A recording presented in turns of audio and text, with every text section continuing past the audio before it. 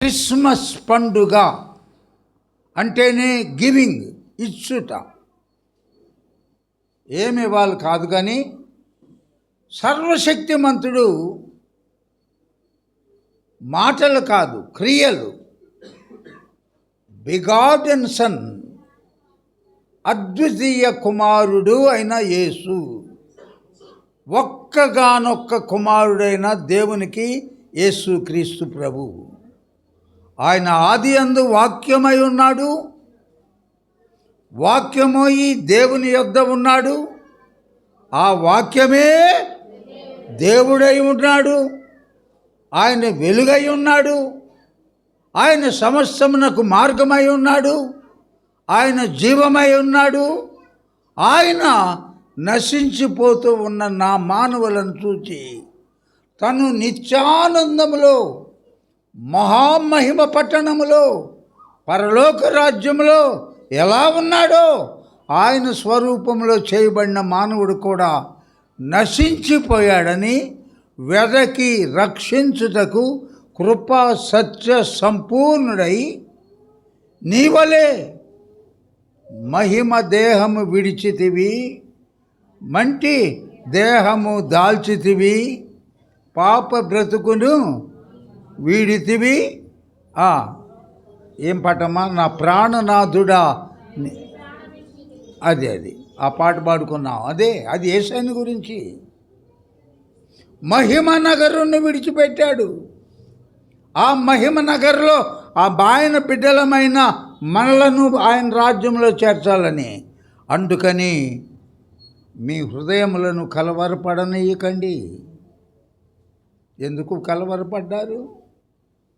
ఆయన ముందుగా తన శిష్యులతో 12 మంది ఏర్పరచుకున్న శిష్యులతో చెప్పాడు, మనిషి కుమారుడు యెరూషలేముకు వెళ్ళబోతున్నాడు, అక్కడ ఈ మనిషి కుమారుడు పాపుల చేతికి అప్పగించబడబోతున్నాడు, వారు మిక్కిలి శ్రమలు పాలు చేసి తన్ను సిలువ మీద చంపేస్తారు అన్నప్పుడు ఎలాగా?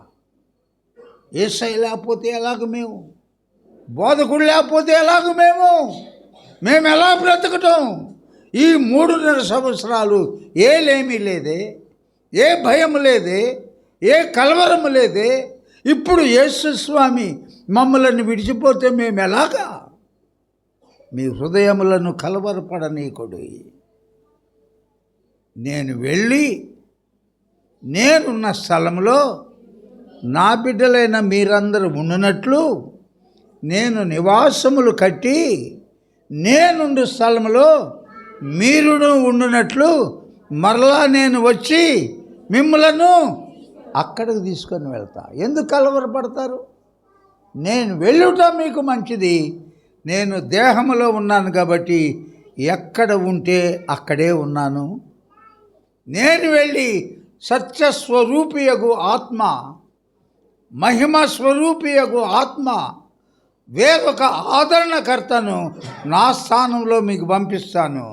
మీరు యెరూషలేములో నుండి బయటికి వెళ్ళవద్దు ఆత్మ పొందే వరకు. ఆ దేవాది దేవుడు మహిమ దేహమును విడిచి తండ్రి కుడిపార్శ్వమున కూర్చొని ఉండుట మహా గొప్ప భాగ్యము అని తలంచుకొనలేదు, కానీ దాసుని స్వరూపం ధరించి మనలో ఒకడుగా నీలాగా నాలాగా చూడగలిగేటట్లు వచ్చి మన మధ్య నివాసం చేశాడు. ఆ రోజుల్లోనే క్రిస్మస్ పండుగ రోజులు. మట్టలాదివారమునకు ఒకరోజు పండగ చేసుకుంటాం. ఈత మట్టలు, ఖర్జూరపు మట్టలు, పువ్వులు, రకరకాల కలర్ పేపర్స్ అవన్నీ తీసుకొని ఊరేగింపులుగా హోసన్నా దావీదు కుమారునికి జయము అనుకుంటా చర్చిలకు వస్తాం.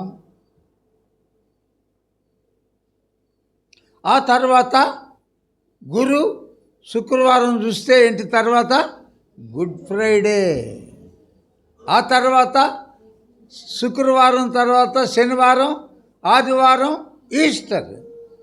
దీనికి ఒక్కొక్క రోజు.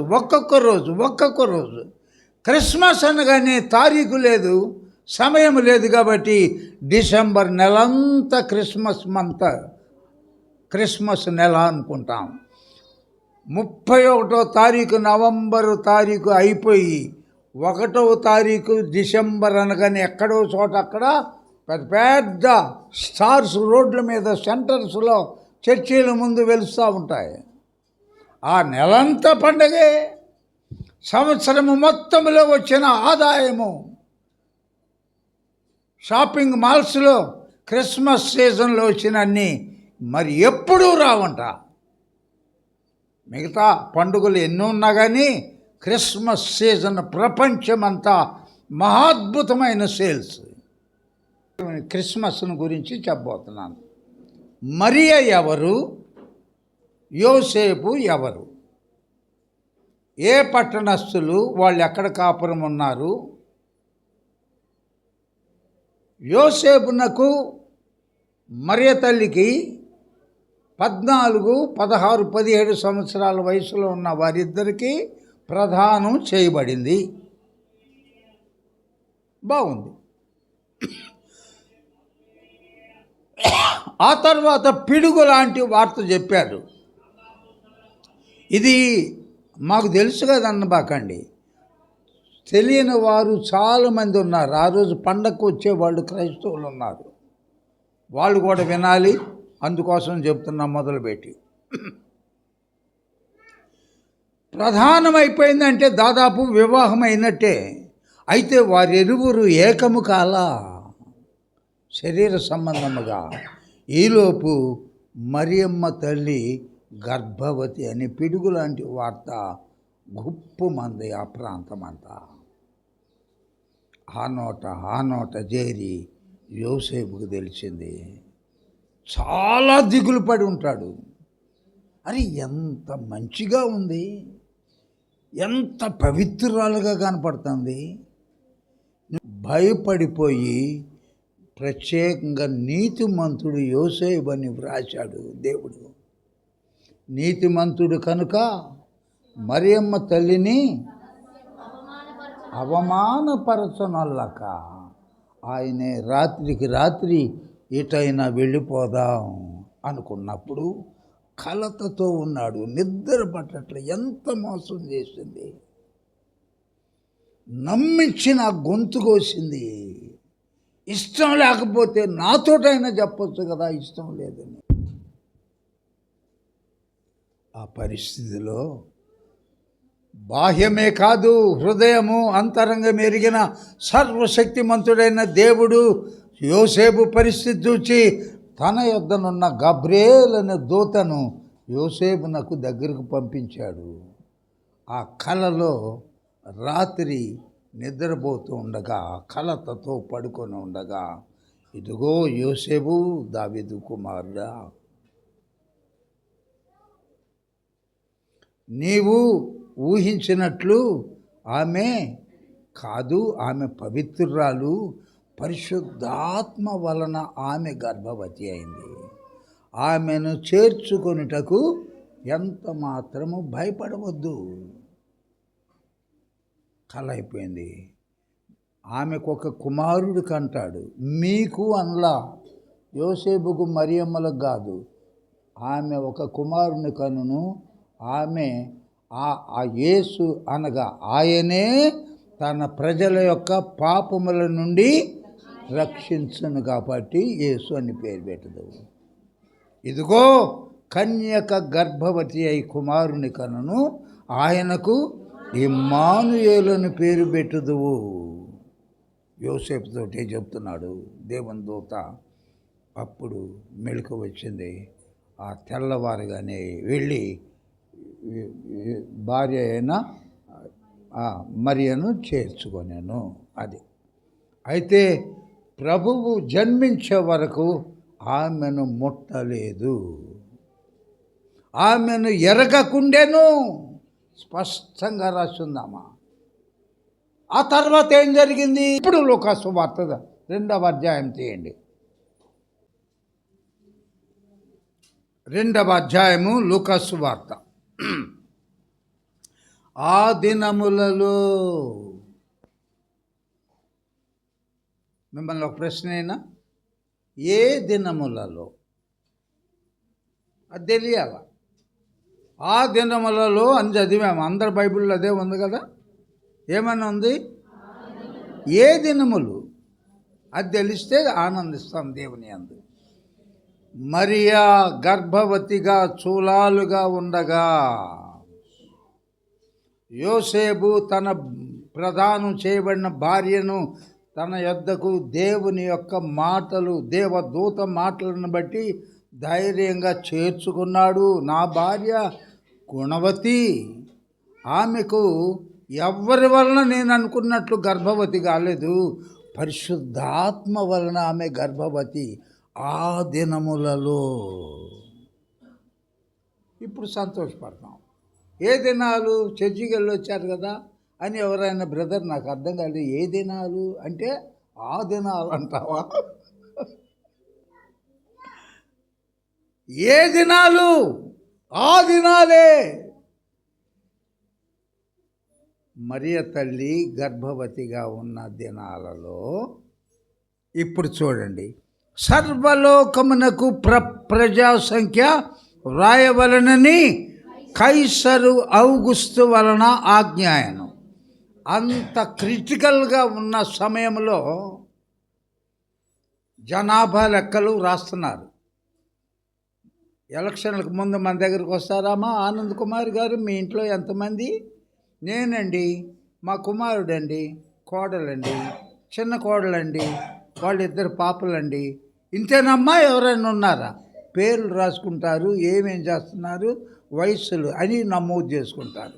అలాగా సీజర్ అగస్టస్ అయినే తెలుగులో కైసరు ఔగుస్తు, అతడు కురేనియు సిరియా దేశమునకు అధిపతి ఉన్నప్పుడు జరిగిన మొట్టమొదటి ప్రజా సంఖ్య అంటే దాన్ని ఏమన్నాను ఇందాక అమ్మా, జనాభా లెక్కలు వ్రాయబడింది. అందరూ కూడా ఆ సంఖ్యలో వ్రాయబడుటకు తమ తమ పట్టణములకు వెళ్ళిరి. యోసేపు, జాగ్రత్తగా వినండి, దావీదు వంశములోను దావీదు గోత్రములోను పుట్టినవాడు కనుక తనకు భార్యగా ప్రదానము చేయబడి గర్భవతి అయి ఉండిన మరియతో కూడా ఆ జనాభా సంఖ్యలో వ్రాయబడుటకు గలిలయలోని నజరేతు నుండి యూదయలోని అదే అమ్మ స్టోరీ. ఉన్నదేమో భయంకరమైన నజరేతు. భయంకరమైన ఎందుకనంటే రాళ్ళు, రప్పలు, గజ దొంగలు. మెలకువగా ఉంటారా ప్లీజ్? భయంకరము నజరేతు, అటువంటి పట్టణము. అందుకే నతానీయులు అన్నాడు, నజరేతు నుండి ఏదైనా మంచిది రాగలరా? నజరేతులోనా? అందుకే ఆయనకు నజరేయుడైన యేసు నామములో అని ప్రార్థన చేస్తాం. ఆయన గర్భము, ఆయన దావీదు వంశం వాడు, దావీదు గోత్రీకుడు అంట, చక్కగా పరిశుద్ధ గ్రంథంలో రాయబడింది. ఆయన ఊరు బెత్లెహేం అయితే అక్కడికి భార్యగా ఓ ప్రదానం చేయబడిన మరియను తీసుకొని గాడిద మీద నిండు చూలాలు, నడవలేదు, రాళ్ళు రప్పలు, సిమెంట్ రోడ్లు కాదు, తారు రోడ్లు కాదు, బాటా గాడిద మీద ఎక్కించుకొని ఈయన నడుచుకుంటూ ఆమెను తీసుకొని బెత్లెహేముకి వస్తే కిట్ట కిట్ట కిట్ట కిట్ట కిట్టలాడుతుంది ఆ పట్టణం అంతా. దావీదు బెత్లెహేం కిట్ట కిట్టలాడుతుంది. ఎందుకు? మేడుకుంటు నుండి కొందరు వచ్చారు, వాళ్ళ పేరు ఇక్కడ ఉంది. గుళ్ళపాలు నుండి కొందరు వచ్చారు, కొన్ని కుటుంబాలు, వాళ్ళ పేరు ఇక్కడ ఉంది. వాళ్ళ ఇంటి పేరు వాళ్ళు ఇక్కడ ఉన్నారు. ఇంకోటి అమరావతి ఉన్న వాళ్ళు కొంతమంది ఇక్కడికి వచ్చారు. అట్లా చుట్టుపక్కల గ్రామాల్లో వారి పేర్లు నమోదు చేసుకొనుటకు బెత్లెహేముకు వచ్చేటప్పటికి సత్రంలో కూడా స్థలం లేదు. సత్రంలో కూడా స్థలం లేదు. అందుకని క్రిస్మస్ కిట్స్లో వేస్తూ ఉంటారు. యోసేపు గడ్డం పెట్టుకొని ఒక గర్భవతి అయిన స్త్రీని పక్కన పెట్టుకొని గాడిద మీద ఎక్కించి ఇక్కడ స్థలం ఉందంటే బోర్డు తిప్పేసి ఉంటుంది. టూలెట్ బోర్డు, ఏమి ఖాళీ లేదు. గడ్డం పెట్టుకొని ప్రతివాడు ఇంటోడు వచ్చి లేదు. అట్లా క్రిస్మస్ డ్రామాల్లో మనం చూపిస్తాం. అలాగే లేదు. ఆకాశము ఆయన సింహాసనము, భూమి ఆయన పాదపీఠము. ఇంకొక మాట, నక్కలకు బొరియలున్నాయి, ఆకాశ పక్షులకు గూళ్ళున్నాయి, మనిషి కుమారుడు ఆయనకు ఏ ఇల్లు దొరకలేదమ్మా కంటానికి. ఎవడు మా ఇంటికి రండి, అయ్యో నిండు గర్భవతి కదా, అయ్యా రండి అన్న వాళ్ళే లేరు. అందుకని ఎవరో కొందరు స్త్రీలు చుట్టూ ఉంటే ప్రసవించి బిడ్డను ఎక్కడ పెట్టాలి? చలి, తట్టుకోలేనంత చలి. మనకే ఎక్కువగా ఉంది. ఇశ్రాయేలు దేశం ఎలా ఉంటుందో తెలుసా? మమ్మల్ని తీసుకెళ్ళినప్పుడు దైవజన్ లేసన్ గారు చెప్పాడు, సాక్స్, బలమైన సాక్స్ లేకుండా ఎవ్వరూ రావద్దు. చెప్పల్, స్లిప్పర్స్, హవాయి చెప్పులు లేకుండా కూడా రావద్దు. పెట్టారంటే షాక్ కొట్టుద్ది, ఒక్కసారి అంతా చలి కొట్టుద్ది, తట్టుకోలేరు. స్వెటర్లు సాక్స్లు అవి వేసుకొని బందోబస్తుగా వెళ్ళాం. ఆ దినాల్లో ఇంత గ్రోత్ లేదు, డెవలప్మెంట్ లేదు, ఇంత జ్ఞానం లేదు. పొత్తి గుడ్డలు. మన ఇళ్ళల్లో కూడా అమ్మాయికి నొప్పులు వస్తాయి కానీ పిన్ని పాత చీరలు ఏమన్నా ఇవా కలెక్ట్ చేసుకుంటాం తెలిసిన వాళ్ళ దగ్గరికి పోయి. ఎందుకంటే బోల్డ్ బ్లీడింగ్ అవుద్ది, చాలా బట్టలు అవసరం ఆ టైంలో. అటువంటి సమయంలో పొత్తి గుడ్డలు ఎక్కడో సంపాదించి మరియమ్మ తల్లి దానిలో బిడ్డను, సృష్టికర్తను దానిలో చుట్టి పడుకోవటానికి స్థలం లేతే గేదెలకి, గాడిదలకి, ఆవులకి, ఎడ్లకి మేత వేసే తొట్టిలో అది శుభ్రం చేసి దానిలో పెట్టారు.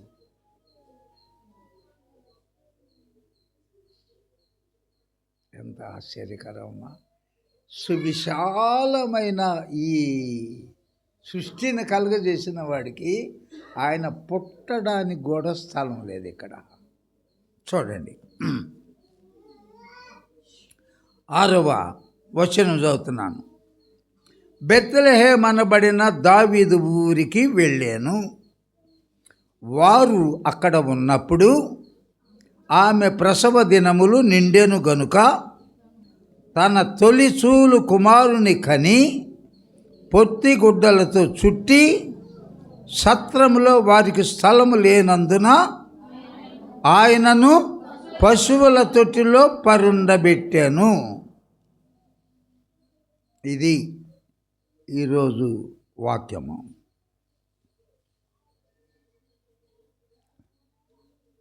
దేవుని చిత్తమైతే ఇంకా దానికి ముందు జరిగిన సంఘటనలు వచ్చే వారం ఇంకా ఇన్ని అనౌన్స్మెంట్స్ ఉండవు కాబట్టి ఇంకా కొంచెం ఎక్కువ మెసేజ్ చెప్పడానికి వీలవుద్ది. ఇంతవరకే రికార్డ్ చేస్తున్నాం. ఈ వారానికి ఇంతటితో ముగిస్తున్నాను. ఇప్పుడు ప్రభు వారు ఎక్కడ కూడా చెప్పాను, యోసేపు మరియమ్మలు ఎవరు గత వారం చెప్పాను. ఇప్పుడు యేసయ్య జన్మించాడు అంతవరకు చెప్పాను. ఎటువంటి పరిస్థితుల్లో జన్మించాడో చెప్పాను. ఆ తర్వాత జరిగిందేంటో నెక్స్ట్ సండే ఈ మాటలు ఇంతటితో ముగిస్తున్నాను. పరిశుద్ధాత్మ దేవుడు తన పరిశుద్ధ వాక్యములు మనందరి హృదయంలో నాటి ఫలింపచేయునుగాక.